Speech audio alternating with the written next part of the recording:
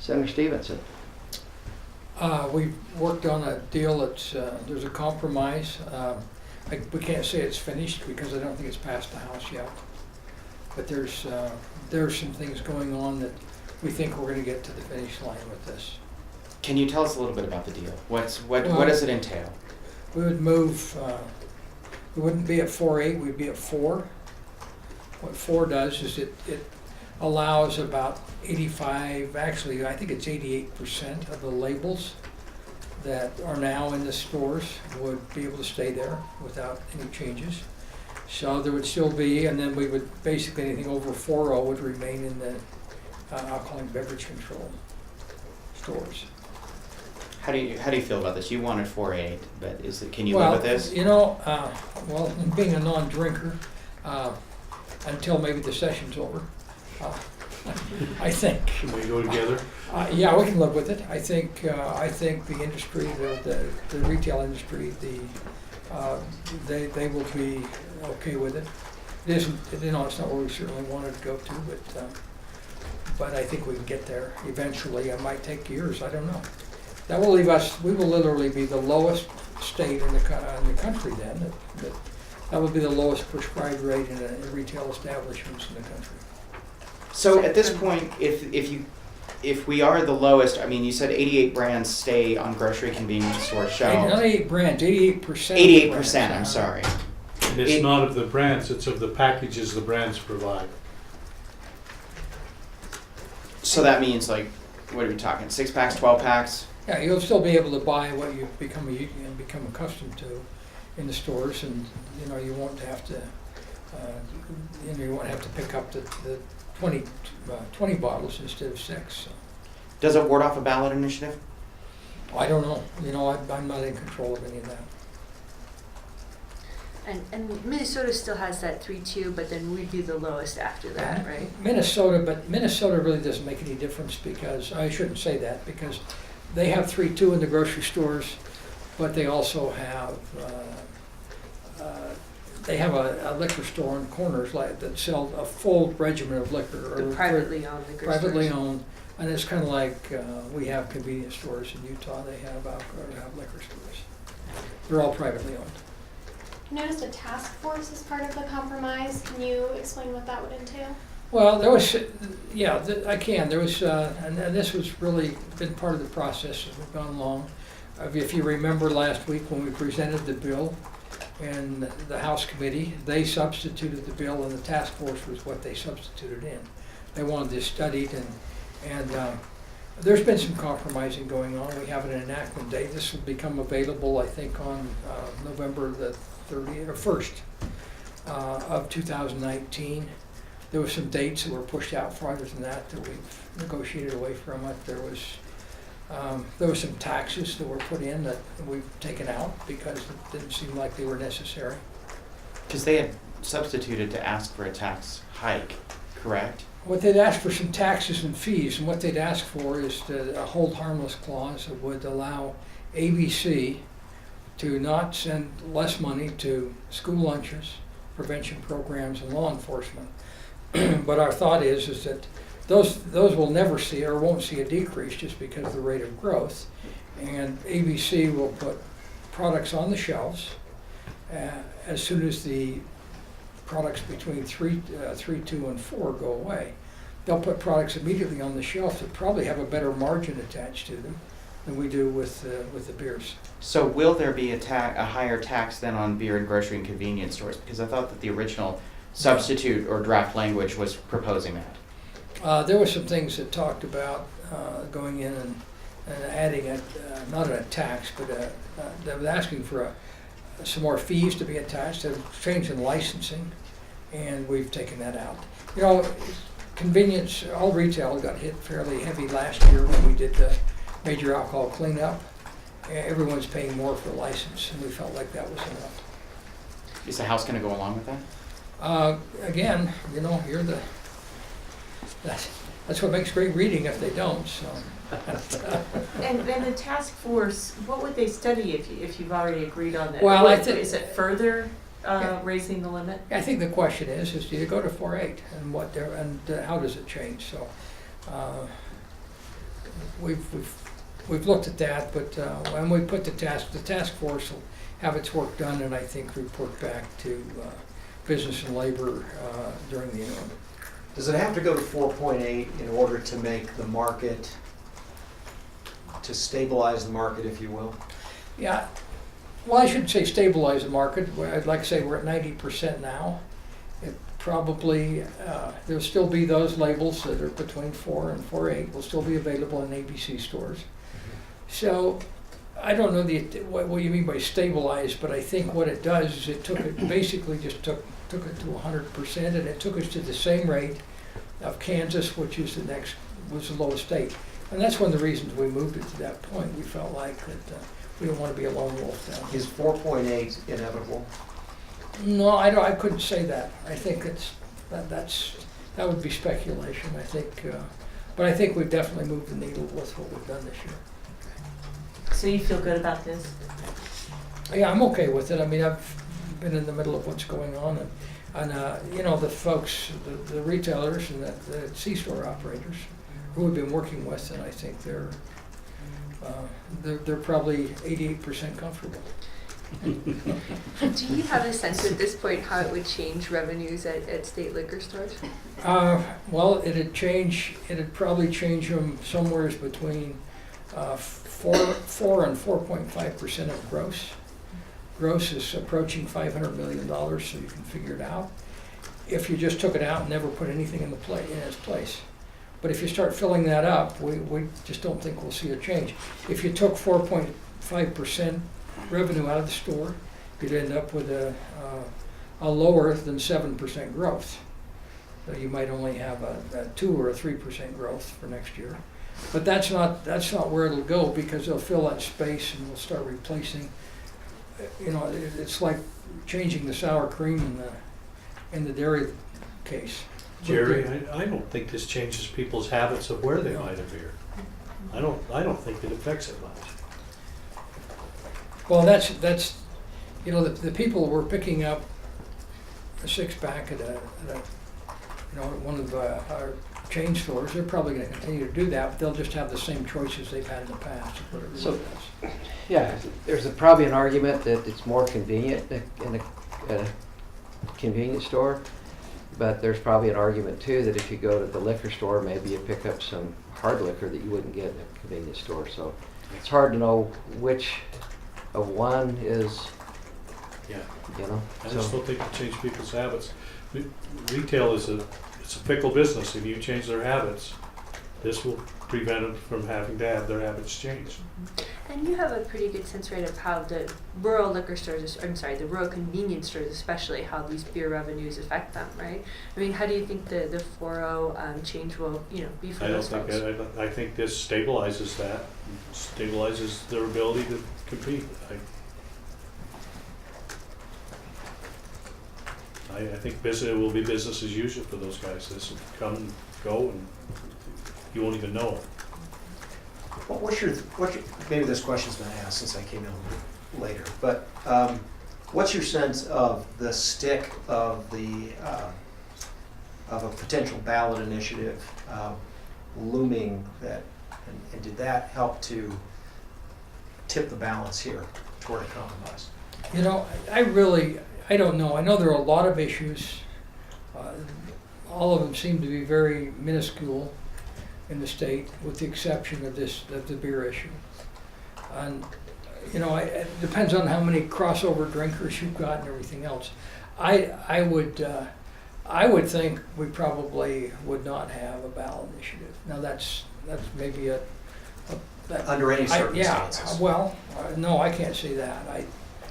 Certainly, we know the process to get a ballot initiative, and I would not be bold enough to say that can't happen, but I think this would maybe alleviate a little bit of pressure for that to happen.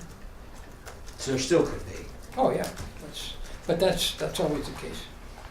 It's like me suing you. I could go get an attorney this afternoon and sue you, but I don't know, first of all, I don't know what before, but I don't know that I could collect, so it doesn't make a lot.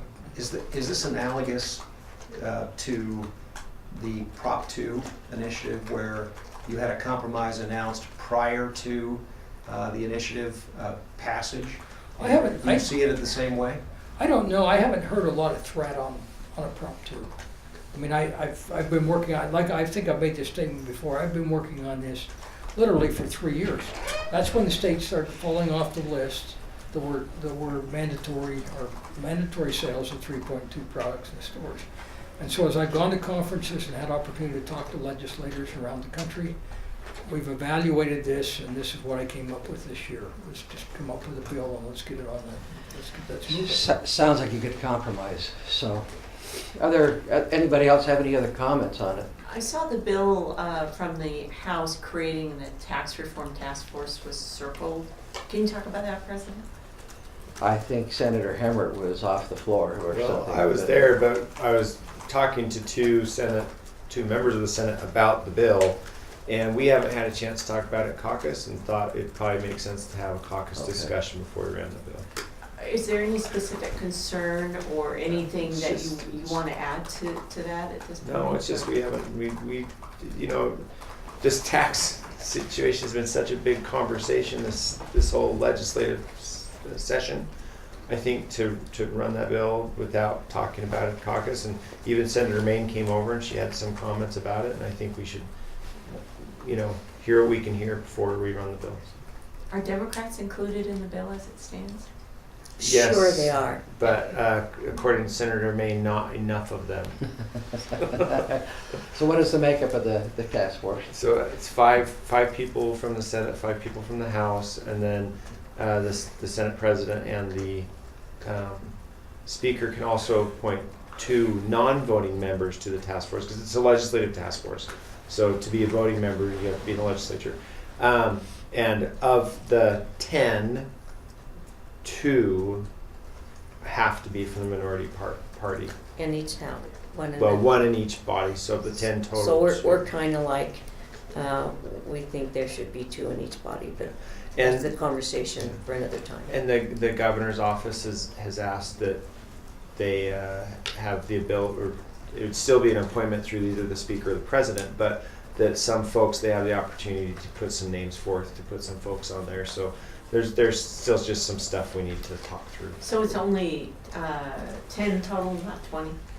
Yes. One of the 10 many total. confusing things from yesterday's Yes. press announcement. Yeah. Yes. I heard the speaker say 10, it sounded like 10 each body was Yeah. the total. I heard the exact same thing, actually. And I wasn't, we probably should have corrected that. No worries. And I think, you know, you have to have conversation, but when you have too much conversation, then things get lost. Yeah, So yeah. I think a manageable amount, 20 people, my golly, we can't even order lunch for 20 people. I think, you know, the scope needs to be smaller, and I think we can handle that. And as the good senator said, it's a brand new bill, and everybody's going to look at it and see where they fit. And I know my good colleagues will take care of us.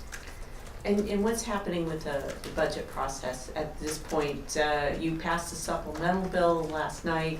The governor suggested there might still need to be some fine tuning there. Anything specific? There's always the last minute things that you take care of, but Got the Jerry. budget chair here, Senator. This it won't be wrapped up until we do the bill of bills tomorrow evening.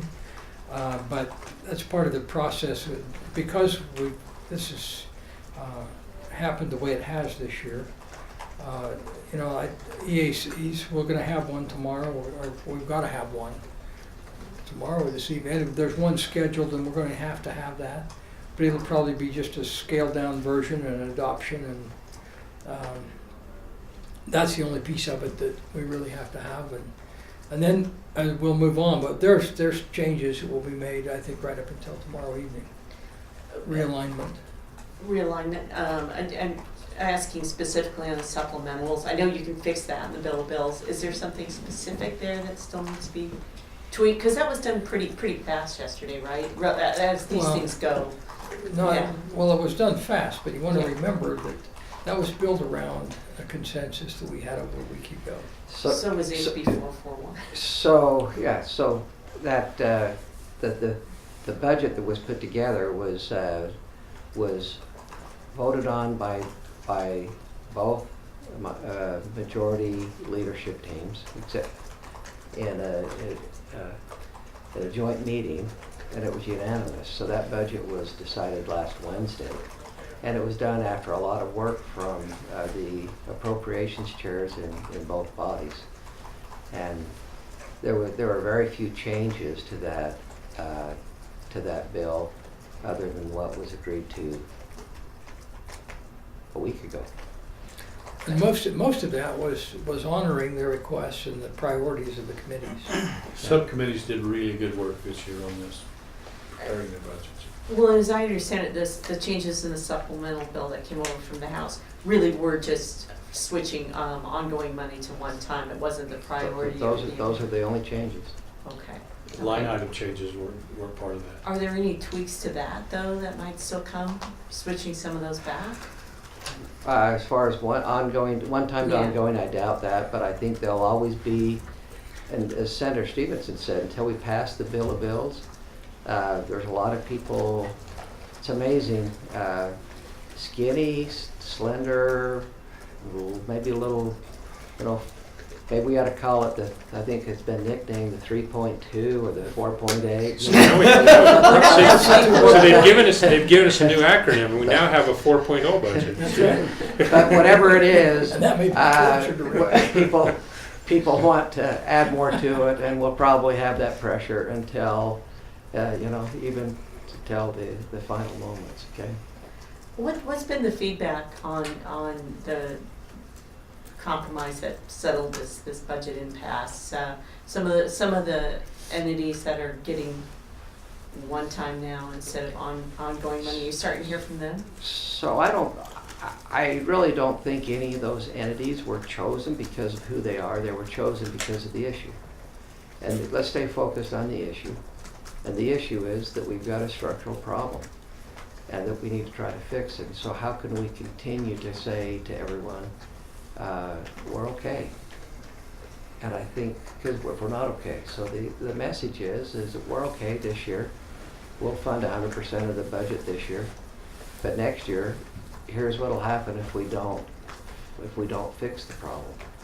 And I think we always hear that we don't have enough collaboration, enough input, enough stakeholders at the table. Well, this is pretty good notice to the stakeholders and everybody involved that if we don't fix this problem, next year we'll have a different budget.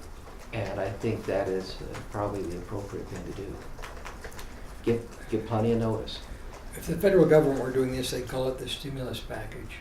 This stimulates everyone to get something done. Yeah.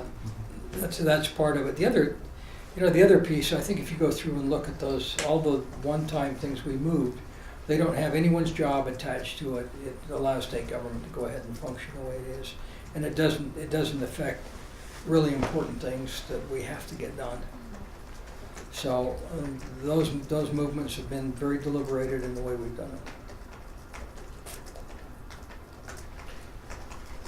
So what's the sense of in the Senate of food tax and increasing the sales tax on food? Senator Hammer's done some work on it. He did some work on it, a lot on business inputs when we were talking about the tax on services. But why don't you go ahead and? Well, so we spent a lot of time this session working to solve a problem, and that problem was to essentially free up money in the education, shift money from the education fund to the general fund, and do that with a sales tax on services that overall reduced the rate but brought in more money, so you could then lower the rate in the income tax side, so overall you're net neutral, right? And then that was coupled with some conversations about tax decreases and whatnot. But that was the goal of House Bill 441, and that was the effort to resolve this structural imbalance. Well, you can achieve the same outcome that House Bill 441 was trying to achieve with the same dollar amounts with sales tax on food. And so if you restore that sales tax, you couple it with the decrease on the income tax side, you can achieve a very similar, if not the same outcome. And so I think it's a potential solution. It's something that should be talked about. it's much simpler to get your arms around than sales tax on services.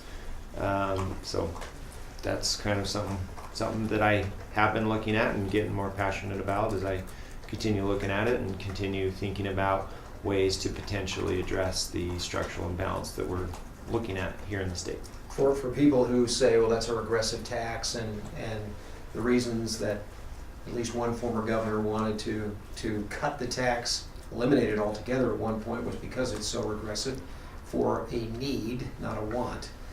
You would respond how? There's ways to address the regressivity. There's lots, if there's nothing else to be learned up here, there's more than one way to skin any cat, and there are the regressivity nature. I mean, you have the SNAP program, right? The former food stamp program that affects the very poor. Just as that program exists for food, you can create other mechanisms that help the people that aren't quite on the food stamp program but fit within a range to also receive income tax credits or other mechanisms that makes them whole, or actually even puts them ahead of where they would have been with the lower sales tax on food. And there are a lot of people that, like you said, that need help. But what the sales tax, we took the sales tax off of food, the challenge with it is that we have tourists, we have people that make a lot of money that get that same benefit that we're trying to give to that targeted population. So it really isn't targeted, it's a broad brush that gives everyone that credit. And if you can take that revenue, and I think as Senator Hemmert mentioned, even in a targeted grocery tax credit or in expanded programs, I think you can actually do more for that targeted population, and probably many times more than the tax off of food does for them. So if it's really for that group, I think the Tax Review Commission back in 2004, 5, 6, and then again in 7, 8, and 9, they went through and very well documented that if you really want to target that population, the sales tax off of food doesn't do it. So if you were to do a tax credit at what level? Well, so those details are still being modeled, right? And we're at the end of the session, so not sure how much more is going to happen. But I mean, you can do tax credits anywhere from $50, $100 per person, and up to a certain wage limit, right? That targets the needy much more effectively and actually gives them much more money than they're benefiting from the sales tax on food. So if you can actually accomplish that, and you can solve our structural imbalance at the same time, that may be a win. You'd be for it. Well, the Senate's passed it 2 or 3 times, and I may have voted for it 2 or 3 times. So we and I think it's been talked about. We think that ought to be part of the solution along with some of these others. I think, yeah. I think we're going to look, as we mentioned before, not at A, B, C, or D. We're going to look at all the above. But to answer your question, very well aware of the regressive nature of a sales tax on food, and whatever we do there needs to have a solution to address the regressivity of it. And we want to involve all of hopefully the low-income advocates in the community. We think it needs to go through a collaborative process, and that's why we're looking forward to this task force, because I think it's ought to be something they study. Senator Maine had a comment. I just go like that a lot. Yeah. I think that, and we are, legislature works together, and we'll be in conversation to solve the problem. So we're there.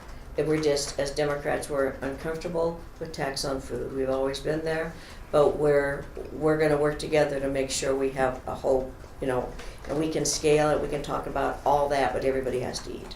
And so, but we're there. We're going to be a part of this, and because we're all, we all work together. So that's just our conversation. We're uncomfortable with that, but we're in negotiation to make the whole tax structure solid. Is there a way that you think that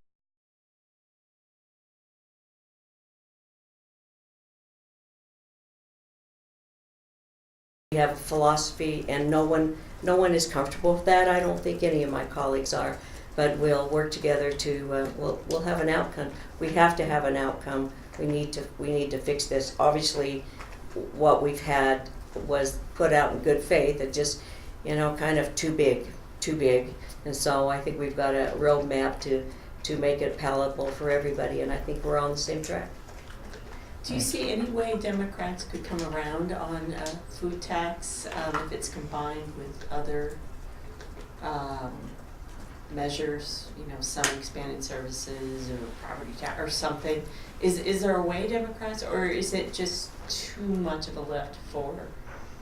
I think we're part of we want to be part of the solution. This is where we are, but I'm not getting ahead of any task force. We need to work together to make sure this works, but, my colleagues know where we are, and so we're just going to work together. I don't get ahead of anything because that's not good policy. It's not good politics either.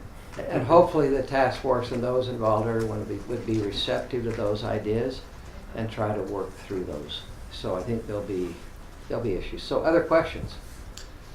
Has there been any word on the initial Medicaid waiver for the bridge? Oh, good question. I have not heard. We've been trying to get a budget. We should have. That's a great question. We'll ask it. And anybody heard anything? Yeah. Probably I know the governor's office has been working on it. It'd be good to get an update from them. So we'll ask. If we get one, we'll talk about it tomorrow. Anything else in caucus today besides? Are you done with the? Yeah, we're going to talk bill about bills? the task force bill, Yeah. and maybe mostly just the procedure and process, the schedule for the next day and a half. So not a lot of weighty stuff today. Because you're just about done with the bills, right? No, I mean, in terms Trying to of get there. We got to get those fiscal prioritizing. note bills done on the Yeah. board. Lots There's to some do. on both boards. Take care of that and get it so that our staff can prepare it. What's happening with that bill from Senator Bramble on a presidential primary? Is that on your list? That passed out of here. Right, but And it's it's now sitting over in the there. House. It wasn't on the funding list, so I don't know what's happening to it. So that's Yeah. probably one of the issues that. One of those unfunded mandates. Yeah, we're hearing from a lot of those. Okay. So there are some who are hoping for the abortion bill on the 18 weeks gestational age to be prioritized. Will there be a vote on that bill in the Senate? But typically what the House does is prioritize their calendar in the Senate, so probably a better question for them. Okay. If it comes up, we'll run the bill. Thank you. Thanks.